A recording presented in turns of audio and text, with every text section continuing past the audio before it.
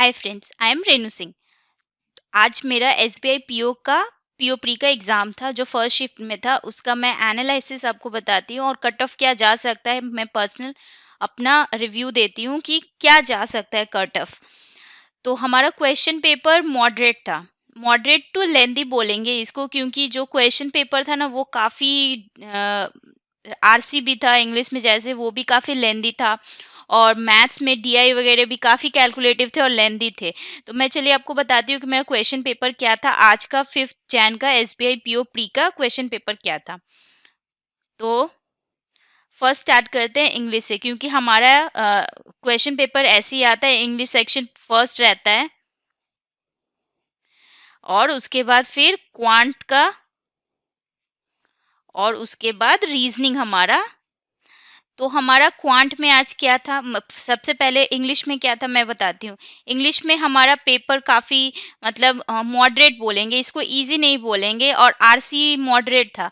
और आज का हमारा आरसी प्राइवेसी के ऊपर में था, जो आज मैंने ऐसे अटेम्प्ट नहीं कर पाई थी क्योंकि मेरा वो शॉर्टेज ऑफ टाइम, मैं बाकी सारे सिंगल मार्क क्वेश्चन अटेम्प्ट करने गई और आरसी लास्ट में था, तो जिस कारण मेरा आरसी कंप्लीट नहीं हो पाया। आरसी का मैंने सिर्फ 2 ही क्वेश्चन कर पाए, टाइम आउट हो गया उसके पहले ही। तो फर्स्ट आरसी था जो प्राइवेसी के ऊपर में था। 8 क्वेश्चंस थे आरसी के। आरसी के 8 क्वेश्चंस थे। क्लोज टेस्ट था 5 मार्क्स का, वो इजी टू मॉडरेट लेवल था। क्लोज टेस्ट वो 5 मार्क्स के क्वेश्चन थे। फिर डबल फिलर्स थे। मतलब आपको जो क्वेश्चन था, जैसे एक क्वेश्चन दिया हुआ है, हमारे यहाँ मतलब दो सेंटेंस नहीं दिए गए थे, एक ही सेंटेंस था, बस उसमें 2 मिसिंग फिगर्स थे, इसीलिए ये डबल फिलर्स 5 मार्क्स का था। जो इजी इजी लेवल के थे, कुछ उसमें इजी लेवल के थे, 2 उसमें थोड़े डिफिकल्ट थे।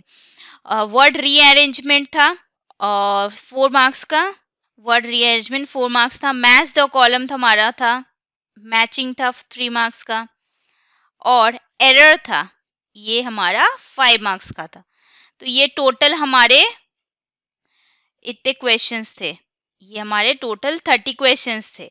और क्वांट का हमारा क्या था, इसमें डीआई थी, 3 डीआई थी, उसमें से सिर्फ मैं एक ही अटेम्प्ट करने सकी क्योंकि 2 डीआई काफ़ी लेंदी थी। तो मैंने सोचा कि पहले 1 मार्क क्वेश्चंस कर लेती हूँ, फिर उसको ट्राई करूँगी। वो थोड़े कैलकुलेशन बेस्ड डीआई थे। हमारा क्वांट में 3 डीआई था, जिसमें से एक मैं डुएबल लेवल का था, 2 काफ़ी मतलब डुएबल तो तीनों ही थे, पर इजी 20 मिनट्स के हिसाब से थोड़े वो काफ़ी लेंदी थे। 3 हमारा यहाँ पे हमारा 15 मार्क्स का 3 डीआई था। फिर मिसिंग सीरीज थी। मिसिंग सीरीज के जो क्वेश्चंस थे ना वो काफ़ी ज़्यादा ही, उसमें 3 क्वेश्चंस थे जो काफ़ी लंबे लंबे थे, मतलब कैलकुलेशन उनका काफ़ी बड़ा बड़ा अमाउंट का था और बाकी 2 छोटे न थे। तो ये 5 मार्क्स का हमारा ये था। अप्रॉक्सीमेशन के क्वेश्चंस थे, कुछ अप्रॉक्स के क्वेश्चन थे। 5 मार्क्स का ये हमारा क्वेश्चन था और बचा हुआ मिसलीनियस क्वेश्चन था। तो ये हमारा क्वांट का सेक्शन था, जिसका अटेम्प्ट मेरा काफ़ी कम हुआ है क्योंकि ऐसे ही मेरा क्वांट काफ़ी वीक रहता है, और ऊपर से ये जो मेरा मेन पॉइंट था डीआई, वही मैं अटेम्प्ट नहीं कर पाई थी शॉर्टेज ऑफ टाइम की वजह से, और काफ़ी लेंदी क्वेश्चंस थे। इसके बाद हमारा, हाँ मैं आपको डीआई में बता देती हूँ क्या क्या डीआई था। डीआई में हमारा बेसिकली था, एक टेबल बेस्ड डीआई था, एक बार था और एक कैसलेट डीआई था।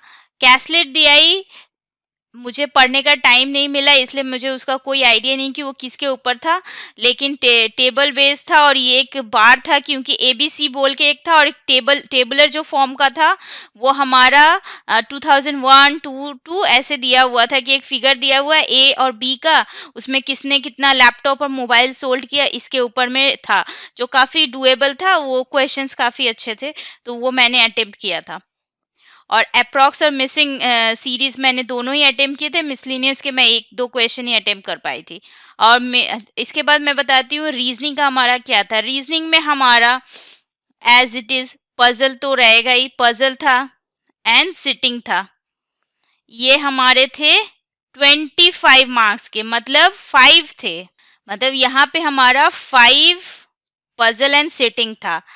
एक ब्लड रिलेशन था, ब्लड रिलेशन का हमारा 4 क्वेश्चन था जो काफी इजी थे, और अल्फाबेटिकल मिसलिनियस 2 क्वेश्चन से, एक जिसमें से एक अल्फाबेटिकल पेयरिंग था जिसमें से हम लोग को करना था अल्फाबेटिक पेयरिंग, ये 1 मार्क का था। और एक था अल्फा बेस 2 मीनिंगफुल, वो जो एक वर्ड बनाना नहीं होता है कि मीनिंगफुल वर्ड बनाओ इससे, वो वाला था। एक हम लोग का मीनिंगफुल वर्ड बनाने वाला क्वेश्चन था, मीनिंगफुल वर्ड, ये एक क्वेश्चन था। और इसके बाद एक वो जो हमारी चाइनीज कोडिंग जो आती है वो वाली थी, वो हमारे 4 क्वेश्चन थे उसके, तो टोटल ये 35 था। इस रीजनिंग सेक्शन में मैं बता देती हूँ मैंने कितना अटेम्प्ट किया। मेरा यहाँ पे 2 पजल छूट गया, एक्चुअली पजल एक सॉल्व हो गया था, लेकिन टाइम वो 10 मार्क्स तो मैं बोल नहीं सकती कि मैंने वो अटेम्प्ट कर पाए, क्योंकि मेरा पजल सॉल्व हुआ था, उसका सिर्फ एक क्वेश्चन कर पाए थे, जिस कारण मेरा बाकी के क्वेश्चन छूट गए। तो इसमें से पजल 2 तो काफी लेंदी थे, बाकी 3 डुएबल थे, मतलब जो वो जल्दी सॉल्व हो गए मुझसे, और 2 बहुत ज़्यादा लेंदी थी, जो जिसमें से एक सॉल्व हुआ था और एक तो मैंने देखा भी नहीं कि क्या था, तो वो छूट गया। ब्लड रिलेशन मैंने फुल अटेम्प्ट किया, अल्फा पेयरिंग और मीनिंगफुल वर्ड ये भी किया, चाइनीज कोडिंग भी किया। ये हमारे थे काफ़ी। ये इसमें से मेरा जो अटेम्प्ट था मैंने इसमें किया था 25, फुल मेरा करेक्ट है 100% एक्यूरेसी के साथ। क्वांट का मैं बताती हूँ, मैंने एक डीआई अटेम्प्ट कर पाई, मैं मिसिंग मैंने अटेम्प्ट किया, अप्रॉक्स किया, मिसलिनियस के एक क्वेश्चन अटेम्प्ट किए थे। मेरा यहाँ पे टोटल मैंने 16 का अटेम्प्ट किया, जो काफ़ी कम था। फिर भी मैं बोलती हूँ कि एक्चुअली पेपर वाइज ठीक ही अटेम्प्ट था मेरा। और इंग्लिश का मैंने ऑल ओवर मैंने आरसी नहीं कर पाई हूँ, आरसी का मैं एक ही क्वेश्चन कर पाई थी, बाकी मैंने सारा अटेम्प्ट किया था, जिसमें से मेरा इंग्लिश का मैं आपको अपना एक्यूरेसी बता देती हूँ, मेरा 90 प्लस एक्यूरेसी रहता है। मैं ये इसका 100% नहीं बोल सकती, ऑन अ सीरियस नोट मैं बोल रही हूँ कि इसका मेरा एक्यूरेसी 90 तक रहता है, 90 के ऊपर, 95 के ऊपर तो जाता ही नहीं है, बहुत रेयर ही रहता है, 90 और 95 के बीच में ही रहता है। तो इसका मैंने अटेम्प्ट किया था 23 अटेम्प्ट किया था, तो मेरे टोटल अटेम्प्ट हुए 23 प्लस 16 प्लस 25 64, मेरे टोटल अटेम्प्ट 64 है। और इसका मेरे अकॉर्डिंग जो हम लोग का एसबीआई पीओ प्री का कट ऑफ क्या होगा, ये फॉर जनरल कैटेगरी के लिए मैं बता देती हूँ। जनरल कैटेगरी के लिए ये जो हमारा 2018 में जैसा कट ऑफ गया था, उस वक्त तो मैंने दिया नहीं था एग्जाम, लेकिन मैंने जो देखा है एनालिसिस पेपर वाइज, उस हिसाब से मैं बोल सकती हूँ 2018 का जो कट ऑफ था उसके आसपास ही रहेगा। यानी कि हमारा ये जो एसबीआई पीओ जो 2020 वाला जो है, ये 2020, इसका हम लोग का cut off for general category के लिए 54 to 58 जाएगा, और बाकी सारे जितने जो कैटेगरीज है उनका अकॉर्डिंगली वैसे ही जाएगा। और इसका कट ऑफ हायर नहीं होगा, बिकॉज पेपर का लेवल काफ़ी ज़्यादा ही लास्ट ईयर के हिसाब से काफ़ी हार्ड था, क्योंकि लास्ट ईयर मैंने दिया था इसलिए मैं बोल सकती हूँ, और लास्ट ईयर मैं इसका मेंस भी दिया था इसलिए मैं बोल रही हूँ। तो फॉर जो मेरा एनालिसिस बोल रहा है आज का एग्जाम का कि कट ऑफ हमारा 54 to 58 जाएगा फॉर जनरल कैटेगरी, ये मैं स्पेशली मेंशन कर दे रही हूँ कि ये जनरल, इससे ज़्यादा नहीं जाएगा। अब देखते हैं क्या होता है। Best of luck for your जिनका भी आगे शिफ्ट में एग्ज़ाम है।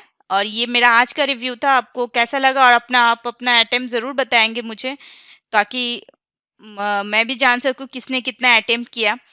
और आपकी कोई भी क्वेरी हो तो कमेंट में ज़रूर मुझसे पूछेगा। और थैंक यू।